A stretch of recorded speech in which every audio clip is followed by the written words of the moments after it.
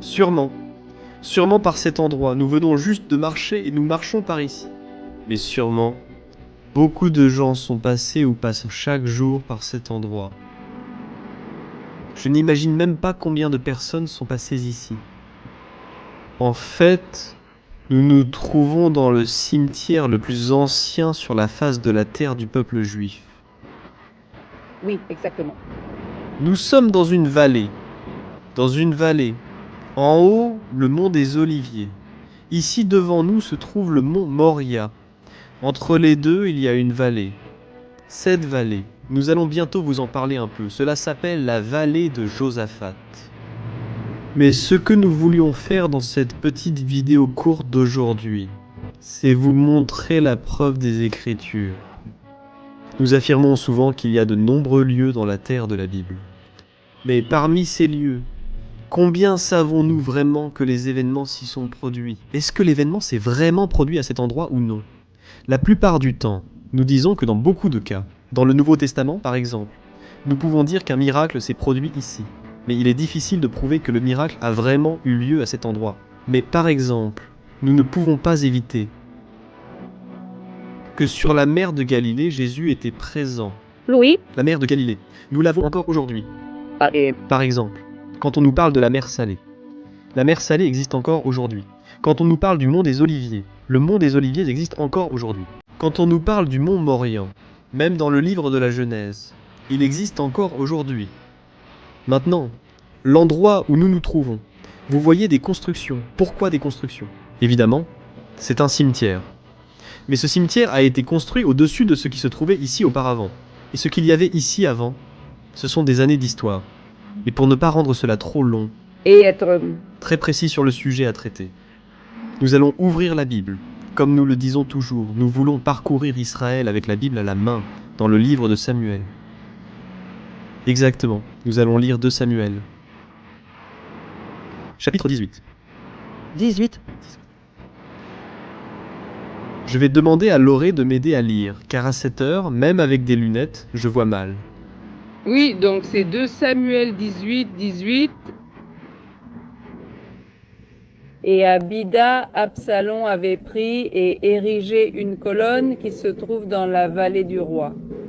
Car il avait dit, je n'ai pas de fils pour conserver la mémoire de mon nom, et il donna à cette colonne son propre nom. Et elle a ainsi été appelée colonne d'Absalom jusqu'à aujourd'hui. Exactement. En résumé, ce texte a été écrit il y a des milliers d'années. Il y a Un fait. Un fait sur une personne présente à Bida qu'il a envoyé. Alors il fait une colonne. Et ici même, Samuel nous décrit pourquoi Absalom fait ériger cette colonne.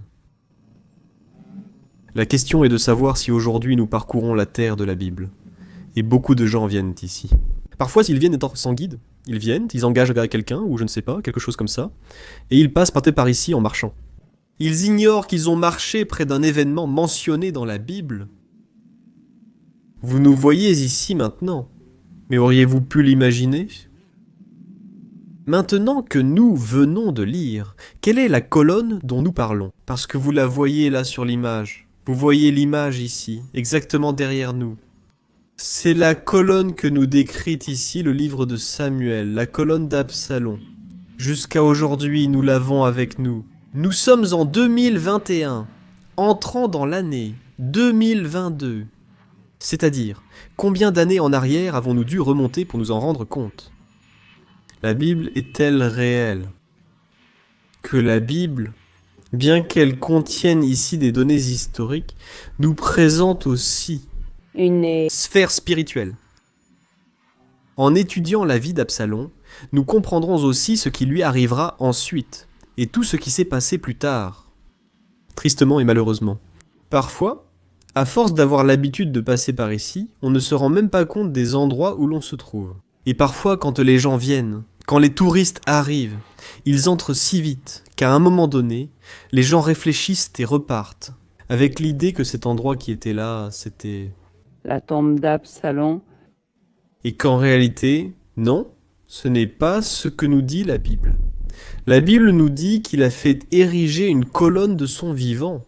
Qu'est-ce qu'elle nous dit? Où a-t-il été enterré? Dans la vallée du roi. L'ont-ils emmené à la vallée du roi? Ah, Enterré, oui. Dans Une... forêt, déjà? Dans une forêt. Une forêt. Ils l'ont emmené dans une forêt. C'était peut-être ici, en périphérie de Jérusalem. C'est possible, mais... Ici. Non, non. Nous avons trop de forêts. Non, parce que c'était... Une vallée, c'était une. Fallait avec de l'eau. Et depuis ce moment-là, même aussi, ici c'était une vallée qui n'était pas un endroit très agréable. Mais ça, nous allons vous le raconter. À commenter, pardon, dans une seconde partie, c'est-à-dire dans la vidéo qui suit celle-ci. Maintenant, ce que nous allons faire, c'est nous approcher de cette colonne. D'accord ?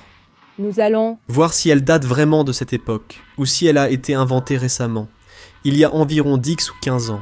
Ils ont dit « C'est écrit dans la Bible, faisons-le vite, pour qu'ensuite Édouard et Lorena disent « Oh, c'était dans la Bible !» Nous allons voir si cela est vraiment ancien. Alors approchons-nous là-bas, allons-y.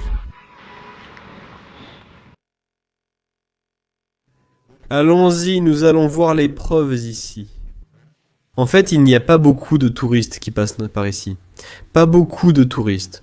Parce que le bus les dépose en réalité là-haut. Et après, Exactement, c'est ça. c'est très compliqué de marcher par ici. D'accord, regardez, voyons, on va faire demi-tour. Attends, mais explique. Qui passe par ici? Surtout... C'est cette caméra. Ah, qui passe par ici. Qui viennent faire leur prière, n'est-ce pas? Pour... Les tombes qui sont là. Qui vont et sont exactement là. Et tu sais, bien que le peuple juif ne visite pas les tombes, ce que certaines branches du judaïsme font, c'est rendre visite à leurs figures spirituelles du passé. Par exemple, des rabbins, certains, Rabbin exact. qui pour eux ont été importants, ou pas forcément un membre de la famille. Ils ne rendent pas visite à un membre de la famille, mais à une figure spirituelle, Que... onctueux dans le passé. Et à ce jour, il convient de souligner que ce cimetière est toujours utilisé. Celui du Mont des Oliviers est toujours utilisé. Est-ce que... Il y a encore de la place, alors, n'est-ce pas? De plus, n'oublions pas que beaucoup de ceux qui sont enterrés à cet endroit sont ceux qui croient que les morts ressusciteront en premier. C'est-à-dire, tu te souviens de cette époque, l'époque du Second Temple, entre les pharisiens et les sadducéens. Toujours? Cela a toujours existé. Certains y croyaient, d'autres non. Alors, les... Ceux qui croyaient à la résurrection sont ici. Quand le Messie viendra, les morts se relèveront d'abord.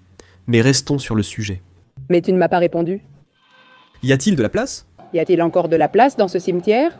Continuer à enterrer? Des gens? Bien sûr, tous les jours ici, ils enterrent des gens. Tous les jours, ils enterrent des gens. En fait, je crois qu'il y avait là-bas une sorte de tombe qu'ils étaient en train de...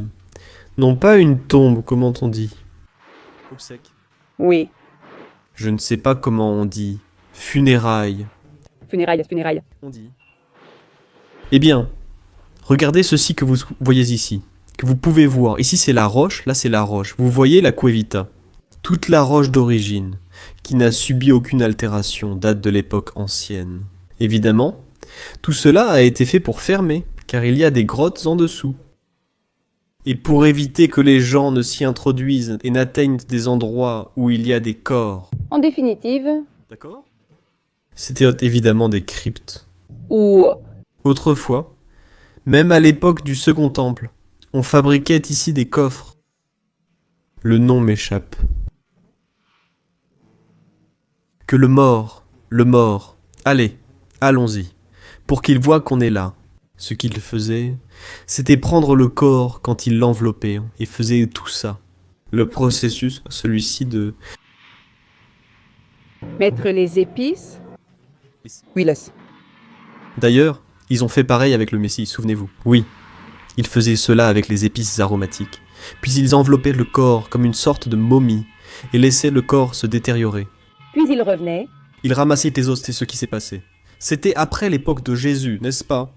Et ils les mettaient dans une sorte de coffre en pierre. Oui, je me souviens. Du mot est... Je ne me souviens pas non plus du mot déjà. Là où ils l'ont fait à José aussi. Aussi, exactement. Ils ont aussi amené José. C'est ça, exactement. Et ils ne laissaient là-bas que les os, Seuls les os, alors... Ils les mettaient là, on pouvait. Les transporter. Dans des grottes. Exactement, il... Ce sont des grottes familiales. C'est l'endroit. Définitive, celui-là. Qu'ils pouvaient placer. Ce ne sont pas des sarcophages, non. Les sarcophages, c'est quelque chose qu'utilisaient les Égyptiens. Ah, comment est-ce possible qu'on oublie ça? Regardez, c'est bien. On ne monte même pas la vidéo, on l'a fait avec vous. Alors aidez-nous en écrivant dans les commentaires ci-dessous. Comment ça s'appelait? Bon, Poursuivons, et voilà. Vas-y. À venir déjà. il va venir, je l'ai. Si je fais ça, tu me le lis. Si tu as le don de lire les langues, il va venir. Peut-être qu'on essaie de le traduire de l'hébreu. Donc, en résumé, ces grottes étaient utilisées pour mettre des familles, parfois entières, et les laisser là. Cela a été utilisé à l'époque du 1er siècle. Avant l'époque du 1er siècle, cela fonctionnait aussi par le biais de grottes. Vous vous souvenez, même lorsque nous avons un cas, dans la Bible il est dit que le corps de Lazare, pendant la journée, on l'avait placé dans une grotte. C'était le système à l'époque, n'est-ce pas? À cette époque, on attendait que le corps se décompose. Mais regardons ceci, l'histoire du rocher ici. Maintenant, remarquez encore une fois que c'est un rocher qui a été travaillé, amélioré.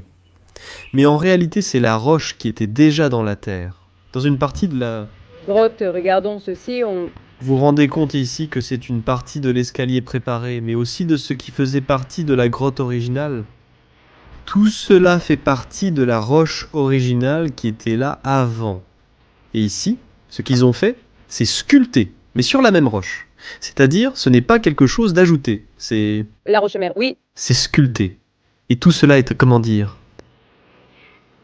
ponçage amené à une surface lisse. Voilà, tout ça c'est de la roche. Alors, ce monsieur Avshalom, ce qu'il a fait, c'est créer cette structure. Évidemment, il ne l'a pas construite. Évidemment, il l'a fait construire, mais il est possible qu'il ait supervisé le processus de tout le travail sur la façon dont ce plan devait être réalisé. C'est ce qu'on appelle aujourd'hui Yad, Afralam là. la main d'Avshalom, qui se trouve justement à un endroit Appelé vallée. Beshosaphat. Il convient de noter qu'il y avait sûrement quelque chose à l'intérieur de ces deux endroits auparavant, ou je ne sais pas, quelque chose d'important, ou peut-être un meuble, quelque chose. Mais on remarque aussi des grilles montrant qu'avec chaque nouveau peuple, au fil des années, Capturer le pays d'Israël de Jérusalem. ils volaient aussi tout ce qui avait un lien avec les morts, les objets, les offrandes qu'on leur apportait parfois, et ainsi de suite. Il est donc important de savoir que tout cela est en réalité vide à l'intérieur. Oui, aujourd'hui, mais à un moment donné. À ce moment-là, ce n'était pas comme ça. De nos jours, oui, exactement. Eh bien, c'est ici que nous vous saluons. La seule chose que nous voulions faire aujourd'hui, c'était de vous montrer les endroits qu'à ce jour, en parcourant la terre, de la Bible. Si nous ouvrons le verset biblique, nous allons le trouver. Donc là, c'est Samuel, deuxième livre de Samuel, chapitre 18, verset 18. Vous savez déjà, la fois où j'ai visité Israël, je suis passé par ici, lisez le verset, et voilà. Alors, vous serez à l'endroit où l'événement s'est produit. Bénédiction, shalom, au revoir. Au revoir, au revoir.